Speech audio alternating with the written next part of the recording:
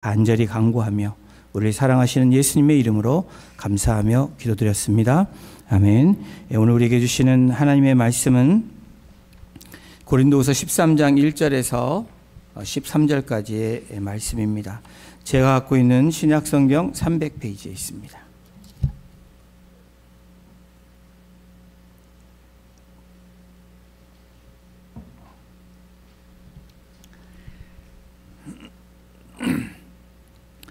찾으신 줄 알고 우리 한 절씩 교독으로 봉독하고 마지막 13절 합독하도록 하겠습니다. 내가 이제 세 번째 너희에게 가리니 두세 증인의 입으로 말마다 확정하리라. 내가 이미 말하였거니와 지금 떠나 있으나 두 번째 대면하였을 때와 같이 전에 죄지은 자들과 그 남은 모든 사람에게 미리 말하노니 내가 다시 가면 용서하지 아니하리라. 이는 그리스도께서 내 안에서 말씀하시는 증거를 너희가 구함이니 그는 너희에게 대하여 약하지 않고 도리어 너희 안에서 강하시리라. 그리스도께서 약하심으로 십자가에 못 박히셨으나 하나님의 능력으로 살아계시니 우리도 그 안에서 약하나 너희에게 대하여 하나님의 능력으로 그와 함께 살리라. 너희는 나의 믿음 안에 있는가? 너의 자신을 시험하고 너의 자신을 확증하라. 예수 그리스도께서 너희 안에 계신 줄을 너희가 스스로 알지 못하느냐?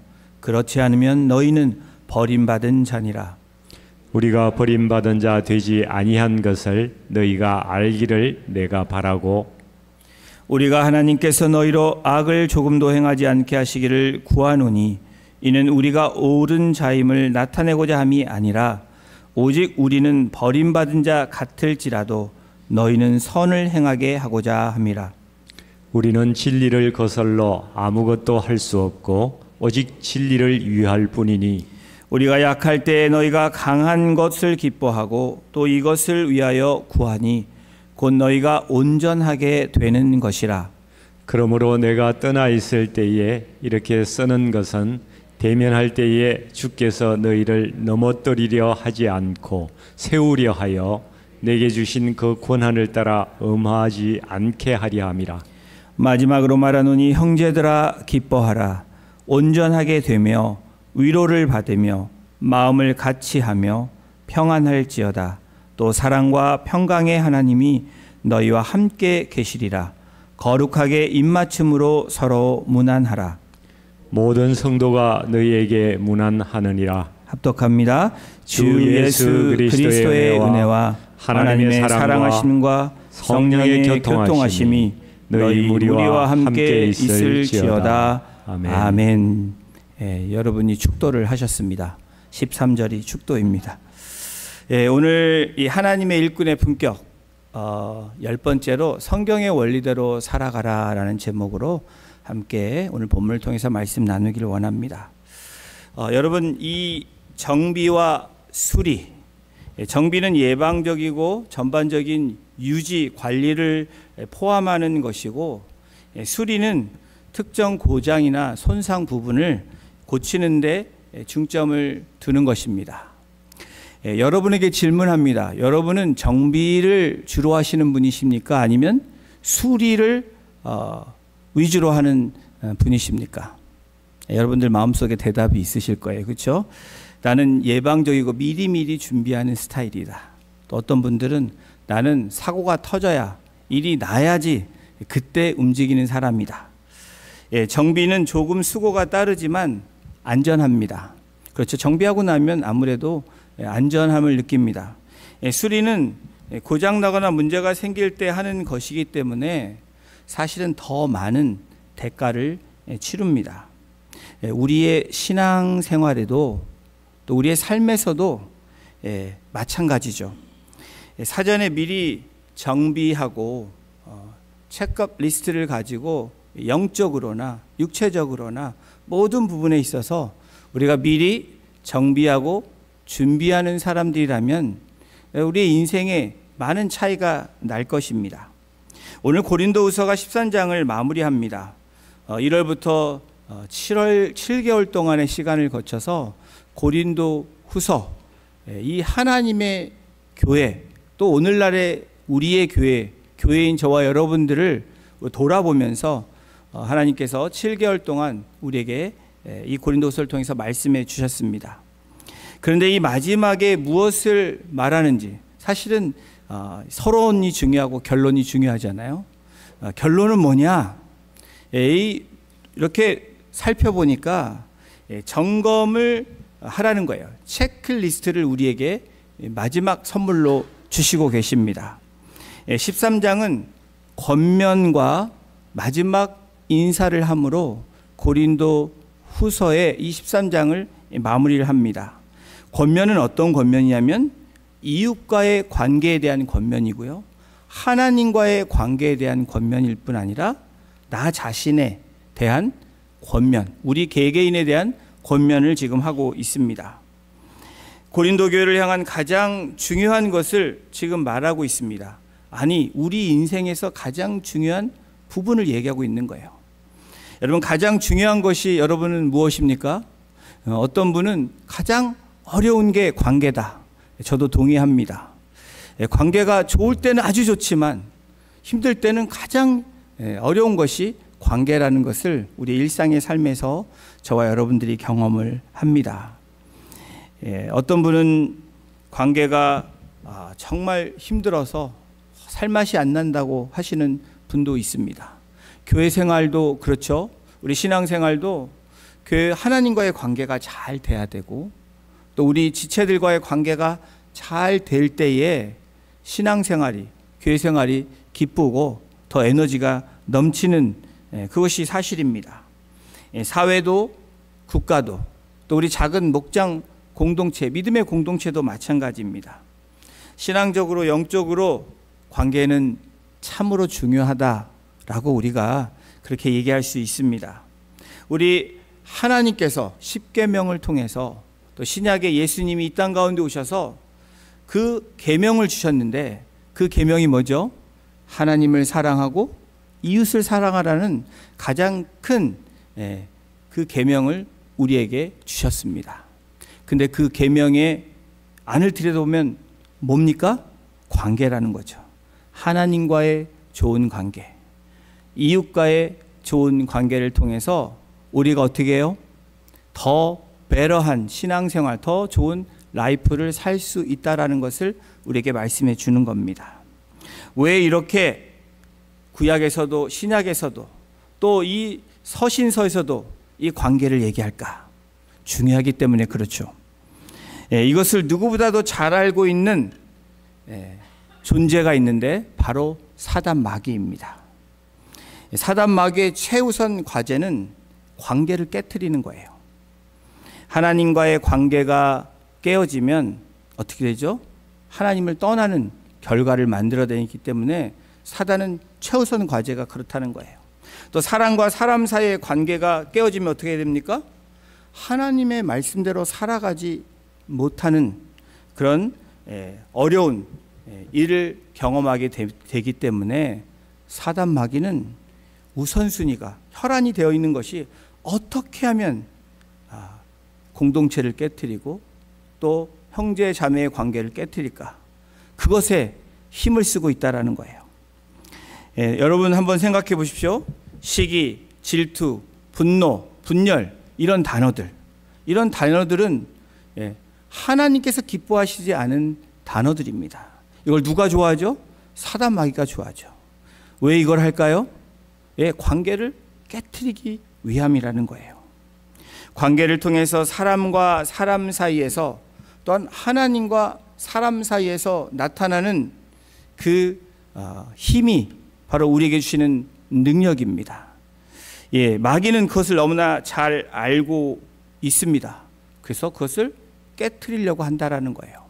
우리 주님께서도 이 관계의 중요성을 뭐라고 말씀하시냐면 요한복음 15장 5절에 이렇게 말씀합니다. 우리 함께 이 말씀을 같이 합독합니다. 나는 포도나무요 너희는 가지라. 그가 내 안에 내가 그 안에 거하면 사람이 열매를 많이 맺나니 나를 떠나서는 너희가 아무것도 할 수 없습니다. 예수님이 포도나무고 우리는 가지래요. 무엇을 얘기합니까? 관계를 얘기하죠. 관계가 떨어져 나가면 열매를 맺을 수 없다라고 분명하게 말씀하고 계십니다. 관계가 좋은 사람은 끝까지 승리합니다. 아멘을 안 하시네요. 관계가 좋은 사람은 열매를 맺게 되어 있습니다. 하나님과의 관계뿐 아니라 우리 지체들 간의 관계, 이웃 간의 관계가 좋으면 성공하고 승리하고 열매를 맺게 되어 있다라는 거예요. 여러분, 그리스도, 예수 그리스도의 십자가의 의, 이 의라는 이 단어를 살펴보면 디카이오시네라는 이 헬라어 단어입니다.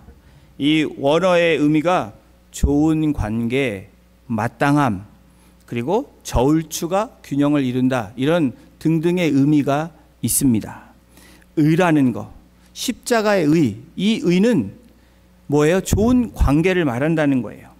마땅히 줄 것을 주고 마땅히 받을 것을 받는 마땅한 균형을 이루어내는 것이 바로 이 의라고 얘기합니다. 디카이오시네. 이 디카이오시네의 의미, 이 십자가의 의는 뭐예요? 하나님이신 예수 그리스도께서 우리를 위해서 이 땅에 오셔서 그것을, 우리의 죄를 담당하셨죠. 마땅히 줄 것을 주고 그것을 얻는 그것이 바로 십자가의 의라고 얘기합니다. 그래서 우리는 십자가의 의로 균형 있는 죄에 인해서 의로 옮겨오는 그 은혜를 우리가 경험하게 된 것입니다. 사도 바울이 오늘 고린도 교회를 향해서, 교회인 저와 여러분들을 향해서 오늘 이 마지막 권면을 하고 있는데 1절이 이렇게 시작을 합니다. 내가 이제 세 번째 너희에게 가리니 두세 증인의 입으로 말마다 확정하리라. 바울이 고린도 이 서신을 보내면서 고린도 교회를 방문할 것을 알리고 있는 것입니다. 마지막 이 장면에서 세 번째 너에게 간다. 이 바울이 두 번은 이미 방문한 상태였고, 이제 한 번을 마지막을 가려고 하는 세 번째 방문에 있어서 사도 바울이 뭐라고 얘기냐면 두세 증인의 입으로 말마다 확정하리라. 이 두세 증인의 입은 이 구약 신명기 19장 15절의 말씀을 빌어서 사도 바울이 이것을 얘기하는 것입니다. 사람의 모든 악에 관하였던 모든 죄에 관하여는 한 증인이 아니라 두세 증인의 입, 증인으로 그 사건을 확정한대요. 바울은 다른 예수를 전하고 이 거짓 사도와 거짓 교사들로 인해서 고린도 교인들이 흔들렸습니다. 그리고 사도 바울을 배척을 하고 사도 바울이 전한 복음이 아닌 딴 복음을 받게 됩니다. 그걸 통해서 사도 바울이 굉장히 속상하고 안타까워한 그런 장면들 우리가 지금까지 함께 살펴보았는데, 사도 바울이 세 번째 방문하기 전에 고린도 교회와 교인들에게 뭐라고 얘기하냐면, 또 그곳에서 여전히 이 악을 행하고 있는 이 거짓 교사들 향해서 뭐라고 얘기하냐면 두세 증인을 세워서 그들의 말들을 내가 정죄할 것이다 라고 말하는 겁니다. 아주 강한 메시지를 전하고 있습니다. 교회를 향한 이 메시지는 오늘 저와 여러분들에게도 새로운 하나님의 이 성경의 원칙을 제시해 주고 있어요. 다시 말하면 두세 증인의 입으로 말마다 확정한다. 화가 나서 야 너희들 내가 가면 이 말로 증인 세워가지고 너희를 어떻게 할 거야 라는 그런 의미보다는 좀 더 이들이 다시 새롭게 되기를 바라는 바울의 마음이 있는 것입니다. 이 말은 들었던 말을 함부로 말하지 말라라는 거예요. 그냥 한번 들은 것으로 그것을 전했을 때 나타나는 현상들을 교회에서도 보게 된 겁니다. 바로 거짓 교사들이 전한 걸로 인해서 그것이 스프레드 아웃 된 거죠. 사랑하는 성도 여러분, 마귀가 지체들을 넘어뜨리는 가장 확실한 방법이 뭐죠? 말입니다. 우리 공동체 안에서도 말 때문에 넘어지는 경우가 대다수입니다. 인간의 시험에 빠지게 된 것이 여러분 인류 이 창세기에서도 말 때문이에요. 간교한 뱀이 하와에게 와가지고 말을 한 거예요. 그 말을 아담에게 전해서 서로 어떻게 되죠? 원죄를 짓게 되는 처참한 인류의 시작이 되어집니다. 지금도 마귀는 변함없이 어느 정도는 맞는 말을 하는 것 같지만 트리키하게 그 진리가 아닌 다른 말을 덧붙이거나 진실이 아닌 말을 빼므로 우리들을 혼란케 하고 어렵게 하고 있다라는 거예요. 그러므로 우리가 매일 점검해야 되는 것이 무엇입니까? 여러분, 저와 여러분들이 오늘 힘들다라고 하면 뭐가 힘듭니까? 대부분 일 때문에 체력적으로 힘든 거는 그냥 힘들어서 회복이 되는데, 말로 인한 상처받고 힘든 것은 그날 해결이 되지 않습니다. 육체는 쉬면 회복이 되지만 이 말에, 이 혀로 우리에게 들려지는 이 말들로 인해서 우리는 마음이 상하고 영혼이 상하는 것을 경험하게 되죠.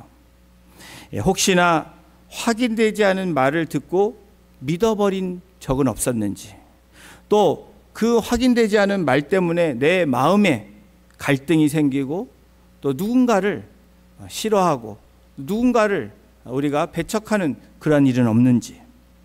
여러분, 이 카더라 통신이라는 거 들어보셨죠? 모르시는 척을 하시네요. 출처가 불분명한 것을 뭐뭐 카더라, 이런 카더라 통신이라고 이야기합니다. 저도 처음에 이 말을 몰랐을 때 이게 뭔 말인가 했는데 이게 경상도 말이라고 해요. 뭐뭐 카더라. 그래서 나온 말이라고 합니다.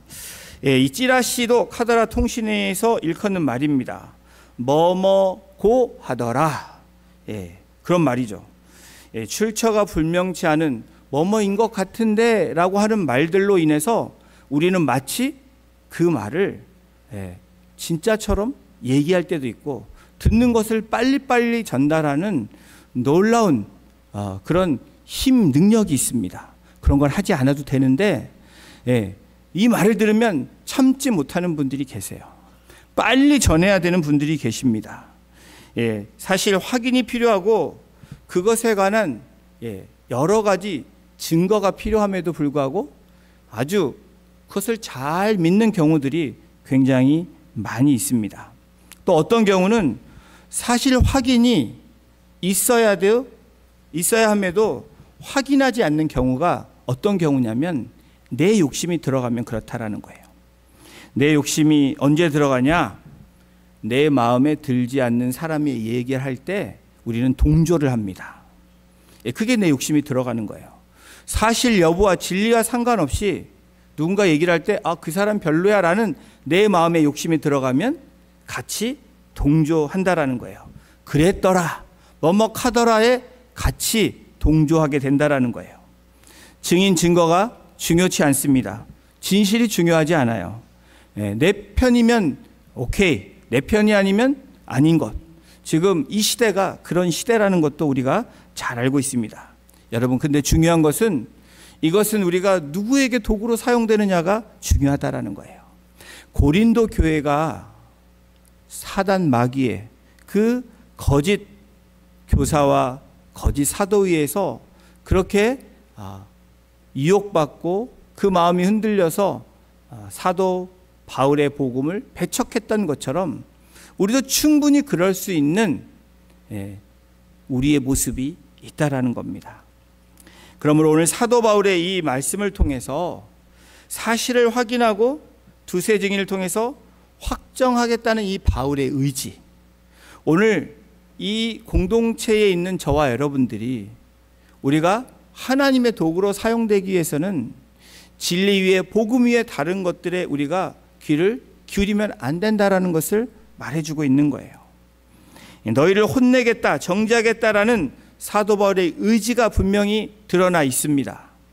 그런데 그 안으로, 그 깊은 내면으로 그 사도 바울의 심정을 우리가 다시 한번 묵상해 보면 어떤 간절한 마음이 있어요?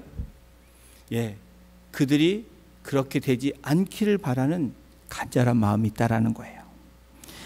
그래서 2절도 이렇게 또 다시 고백을 합니다. 우리 2절 함께 같이 읽어보겠습니다.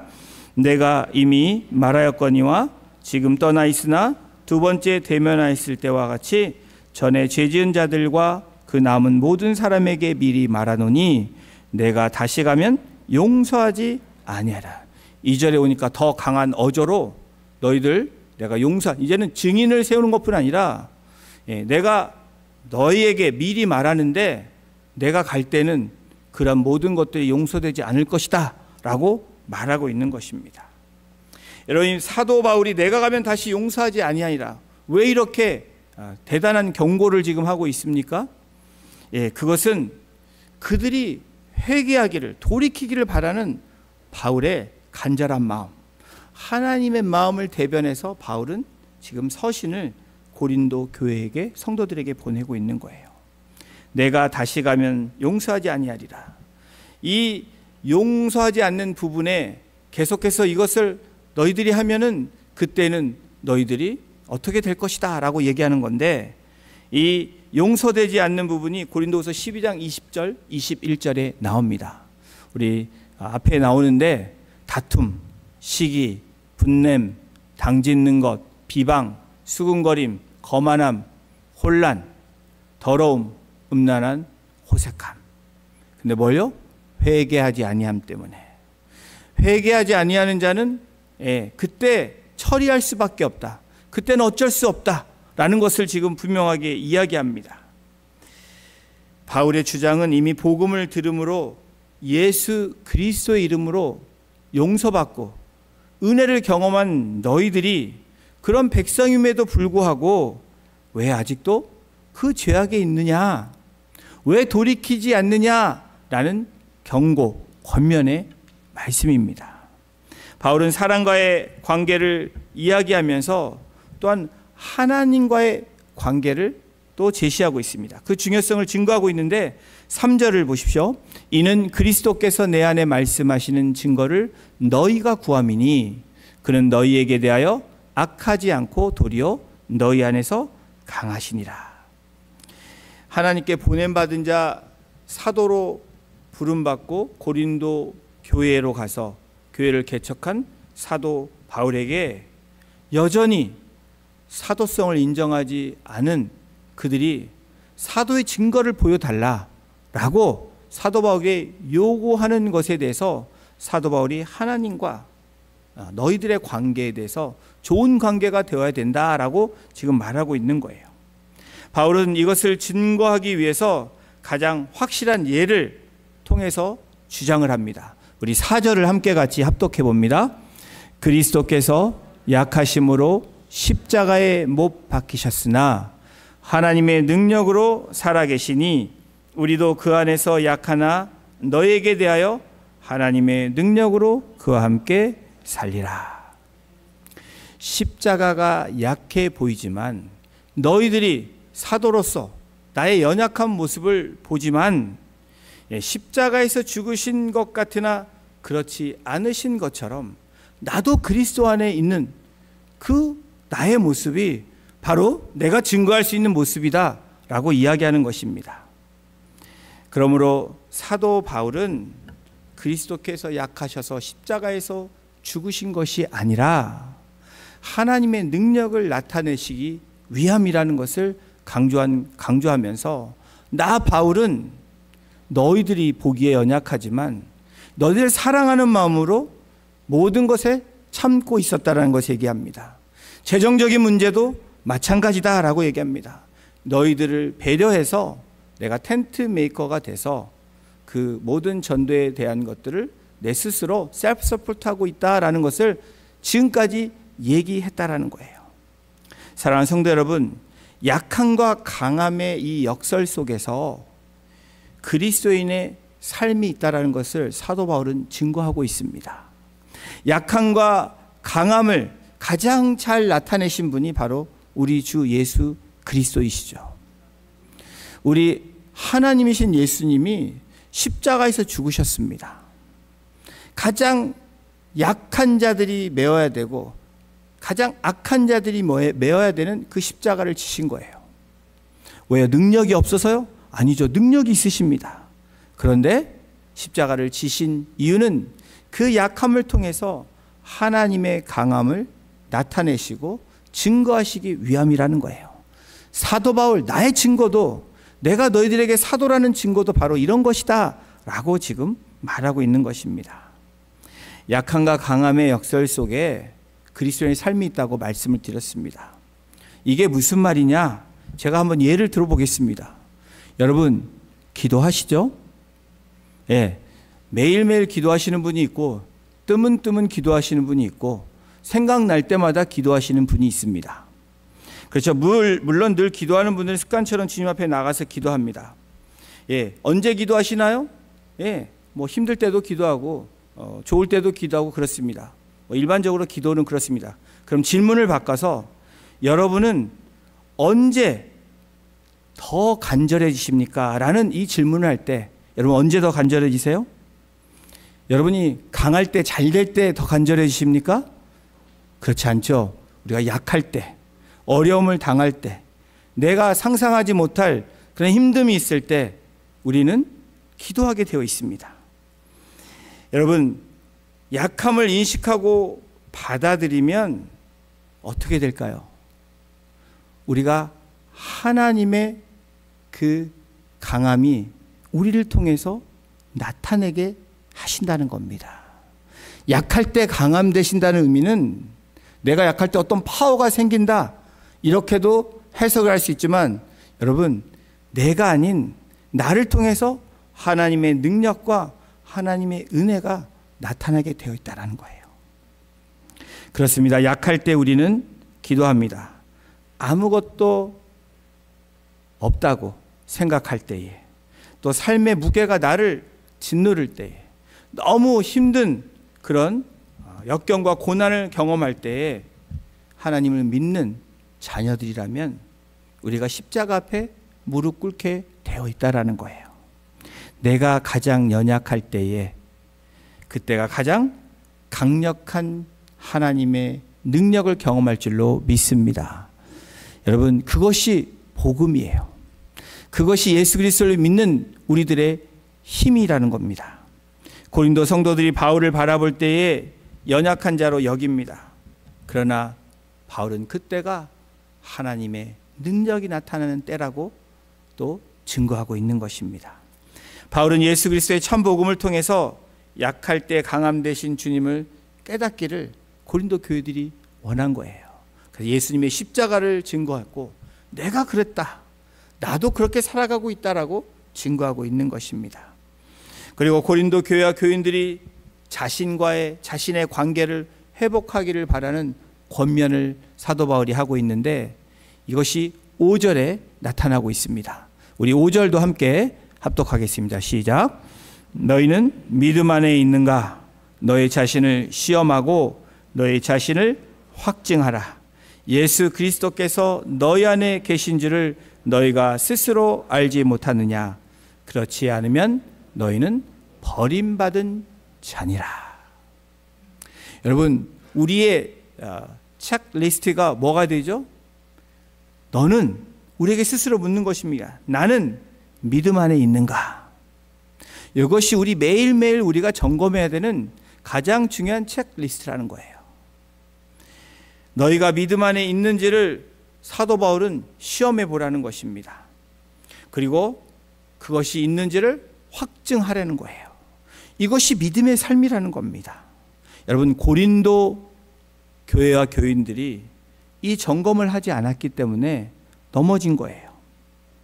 교회 다니는 사람들이 평소에 믿음이 있는 것 같은데 우리가 그런 것 같잖아요. 그런데 환난이 왔을 때, 어려움이 왔을 때 여러분, 우리들의 모습이 어떤지에 따라서 믿음이 있는지 없는지에 판가름이 나게 되어 있다는 겁니다. 믿음은, 사도 바울이 말하는 것은 액세서리가 아니라는 거예요. 믿음은 그냥 갖고 다니는 게 아니라 살아내는 것이 믿음이라고 사도 바울은 증거하고 있습니다. 여러분, 믿음이 언제 증명이 되나요? 현실 속에서 우리들이 문제를 만났을 때, 고난을 당할 때, 어려움을 당할 때 그것이 더 두드러지게 드러나게 되어 있습니다. 너의 자신을 시험하고 너의 자신을 확증하라. 이것이 사도 바울이 마지막으로 권면하는 고린도 교인들, 너희들이 그렇게 중요한 사람들이다 라고 말하는 겁니다. 오늘 하나님이 교회인 저와 여러분들 향해서 뭐라고 말씀하십니까? 너희는 믿음 안에 있는가? 라고 질문하고 계시는 거예요. 성경적인 이 원리로 사는 것, 그것은 뭘까요? 내가 믿음 있게 살고 있는가? 내가 말하는 믿음은 그냥 액세서리로만 갖고 다니는가? 아니면 살아내고 있는가? 이것이 오늘 우리에게 던져진 질문이기도 합니다. 웨이튼이라는 신학자가 다음과 같은 이 말을 했습니다. 뭐라고 얘기했냐면, 그리스도인은 뜨거운 물 속에 있는 티백과 같다. 여러분, 무슨 말인지 이해가 되십니까? 또 이해되셨다면 동의가 되세요? 아주 믿음에 대한, 또 그리스도인에 대한 아주 적절한 표현이라고 저는 동의가 됩니다. 티백은 그냥 티백일 때 별로 효과가 없죠. 티백은 사실은 그냥 이름이 써 있지 않으면 무슨 티인지도 알 수가 없습니다. 그런데 그 티를 확인하는 방법은 이 티백을 뜨거운 물에 던질 때 어떻게 되죠? 티가 우러나오고 또 좋은 티, 또 좋아하는 티는 향기가 납니다. 바로 무엇인가 우리에게 뜨거운 고난과 어려움과 역경이 있을 때에 진정한 그리스도인, 믿음 있는 그리스도인이라면 그것에 우러나오는 믿음 있는 삶을 산다. 바로 예수 그리스도가 그 증거라는 것을 사도 바울은 지금 말하고 있는 겁니다. 사랑하는 성도 여러분, 예수 그리스도께서 너희 안에 계신 줄을 너희가 스스로 알지 못하느냐 라고 안타까운 마음으로 바울이 고린도 교회와 성도들에게 지금 말하고 있습니다. 이 안타까움을 오늘 하나님의 교회들에게, 교회인 저와 여러분들에게도 던지고 있는 그 질문이며 우리에게 묻고 있는 하나님의 음성인 거예요. 너희 안에 예수 그리스도 성령이 계신 줄 너희가 알고 있냐라고 묻고 있는 겁니다. 우리의 인생 가운데서 병이 들 수도 있습니다. 우리 인생 가운데 경제적인 어려움, 관계적인 어려움, 여러 가지 생각지 않은 법적인 어려움, 그리고 신분적인 어려움 등등 어려움들을 경험하게 됩니다.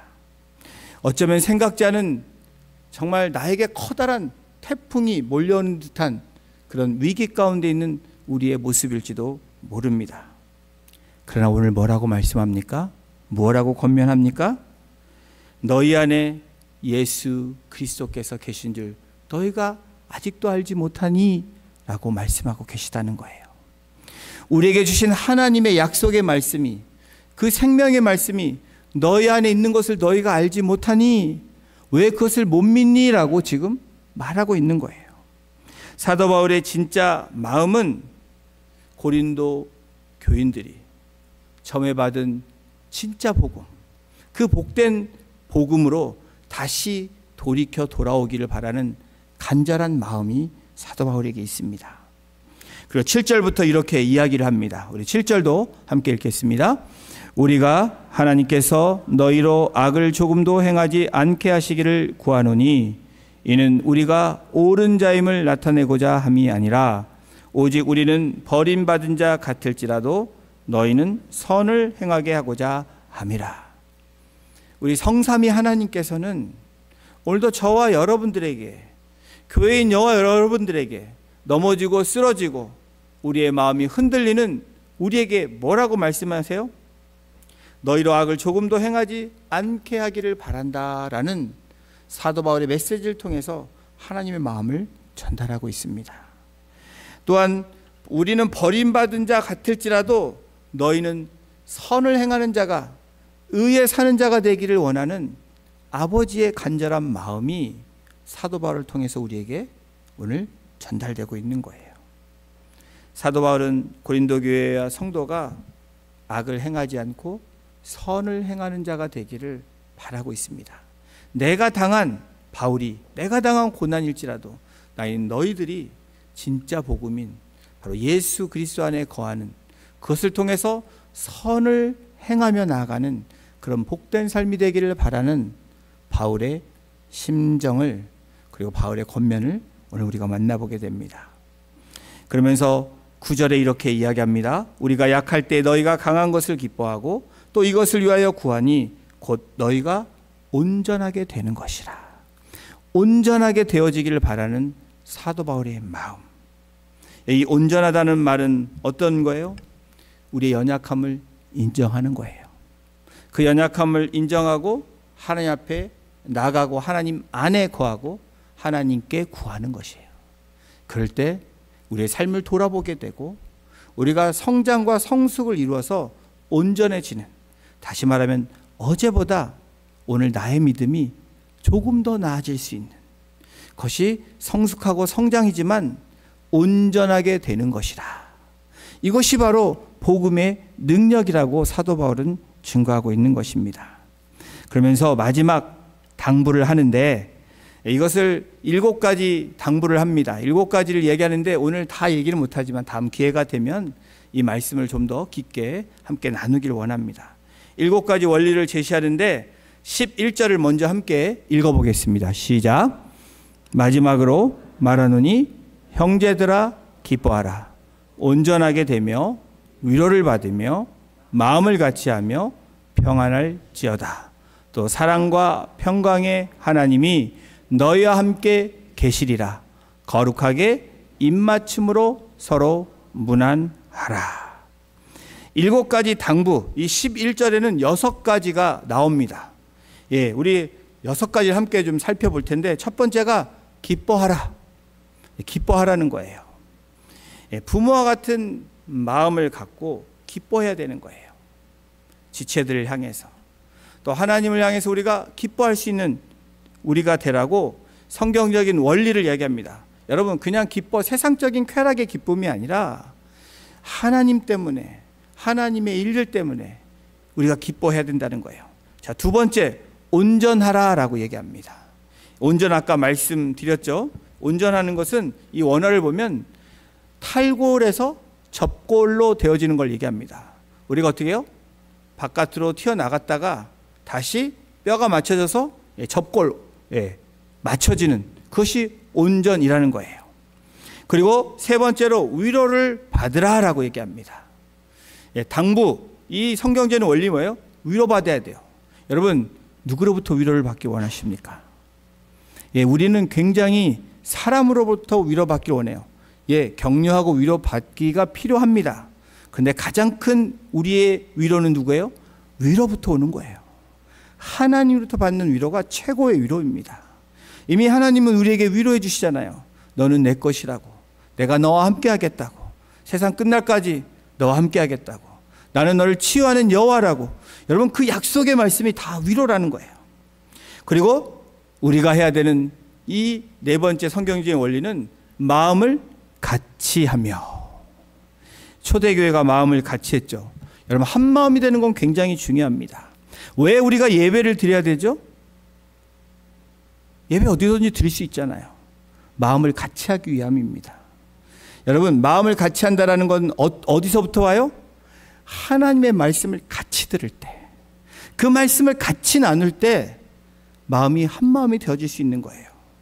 내 생각을 막 얘기하면 여러분, 마음이 같이 될까요? 절대 그렇게 될 수 없습니다. 하나님의 말씀을 얘기할 때 한 마음이 될 수 있는 그 놀라운 은혜가 우리에게 있는 것을 믿는 저와 여러분이 되시기를 주님의 이름으로 축원합니다. 또 평안을 가지며 라고 얘기합니다. 5번째, 평안을 가지며. 또 6번째로 입맞춤으로 문안하라는 거예요. 그냥 인사하는 게 아니라 정말 사랑으로 우리가 입맞춤하는 마음으로, 사랑할 때 입맞춤이 있잖아요. 그런 마음으로 서로에게 인사하고 문안하라는 거예요. 인사만 잘해도, 제가 우리 애들한테 많이 얘기하는데 잘 안 되더라고요. 그래도 많이 바뀌긴 했는데 인사 잘해도 자다가도 떡이 생긴다. 저는 이렇게 얘기를 합니다. 정말 인사 잘하는 아이들을 보면 그냥 마음이 그냥 가지 않습니까, 여러분? 인사만 잘해도 굉장한 크레딧입니다. 혹시 제가 여러분의 인사를 못해도 시험에 들지 마시고, 제가 잘 못 본 거니까 여러분들 절대로 미워하거나 싫어하고 이게 아닙니다. 여러분들 그렇게 이해해 주시면 감사하겠습니다. 자, 우리 13장 13절을 함께 같이 읽어보겠습니다. 다시 축도를 함께 읽겠는데 우리 함께 합독합니다. 시작. 주 예수 그리스도의 은혜와 하나님의 사랑과 성령의 교통하심이 너희 무리와 함께 있을지어다. 예, 7번째는 축복하라는 거예요. 여러분, 예, 축도라고 얘기했죠. 축도의 이 근원이 바로 고린도 후서 13장 13절. 모든 축도와 세 가지가 은혜, 사랑, 교제, 교통, 바로 코이노니아죠. 하나님의 이 사랑, 예수 그리스도의 은혜, 그리고 성령님의 교통, 교제, 이것이 축도의 핵심이죠. 성삼위 하나님. 예, 아름다운 축도문이 여러분, 그런데 오늘 13장 13절에 보면 누구를 향해 있는지를 우리가 주목해야 된다라는 거예요. 여러분, 그것이 중요합니다. 바로 우리가 지금까지 함께 나누었던 고린도 교회, 바울을 배척하고 바울을 배신하고 바울에게 그렇게 등에 칼을 꽂았던 고린도 교회와 성도들을 향해서 사도 바울이 뭘 하고 있어요? 축복하고 있다라는 거예요. 여러분, 누가 나를 힘들게 해도 그를 위해서 축복하는 기도를 하면 어떤 변화가 일어날까요? 잘 모르시죠? 안 해보셔서 해보십시오. 분명한 하나님의 은혜가 먼저 저에게 임합니다. 그리고 미워하는 마음이 어느새 모르게 사라지는 그 역사를 경험하게 될 거예요. 그리고 변화가 생깁니다. 여러분, 저와 여러분들에게는 하나님께서 놀라운 이 능력을 주셨는데 바로 입술의 능력을 주셨습니다. 우리의 말에 능력을 허락해 주셨는데 예수 그리스도의 이름으로 우리가 고백하고 선포하고 축복할 때 어떤 일이 일어나는지 한번 해보십시오. 여러분, 축복받기만을 바라지 마시고 축복할 때에 주 예수 그리스도의 이름으로 축복할 때 놀라운 그 하나님의 은혜와 능력이 저와 여러분들에게 임할 뿐 아니라 그 능력이 흘러 넘칠 줄로 믿습니다. 자신을 무시한 사람들 향해서 축복했던 사도 바울처럼 그 견디는 마음, 그 오래 참음, 흔들림 속에서 견뎠던 사도 바울처럼 그 믿음을 향해서 믿음을 시험하고 확증할 수 있는 우리 복된 성도님들 한 분 한 분 되시기를, 그래서 그 하나님의 놀라운 은혜와 축복을 누리시며 나누어 줄 수 있는 위대한 초청자들이 되시기를 주님의 이름으로 축원합니다. 기도하시겠습니다. 하나님, 감사합니다. 자신을 비방하고 정죄하고 몰아내려고 모든 악을 행했던 자들을 향해서 바울은 하나님께 기뻐하며 또 하나님께 온전해지기를 바라며 사람의 위로가 아닌 하나님께 위로를 받으며 마음을 같이 하기를 바라는 마음으로 또 주님이 주시는 평안을 가지고 서로에게 간절한 입맞춤으로 문안하며 그들을 끝내는 축복했던 바울의 모습처럼 우리가 같은 성정을 가진 연약한 자들이지만 우리의 연약함을 우리가 인정하고 받아들이고 그 연약함을 주님 앞에 내놓으며 주님 안에 거하고 주님께 간구할 때 하나님께서 약함 가운데 하나님의 강함과 능력을 나타내시는 그 놀라운 은혜가 이번 한 주간의 삶에서도 우리 성도님들의 가정과 그리고 일터에서도 하나님의 그 축복과 그 은혜가 차고 넘치는 삶이 될 수 있도록, 그래서 예수 그리스도를 증거하는 걸어다니는 산 증인이 되어질 수 있도록 한 분 한 분을 주장하여 주시고 인도하여 주시고 하나님께서 역사하여 주시기를 간절히 간구하며 우리를 구원하신 예수님의 이름으로 감사하며 기도드렸습니다. 아멘. 우리 다 같이 나셔서 우리 구호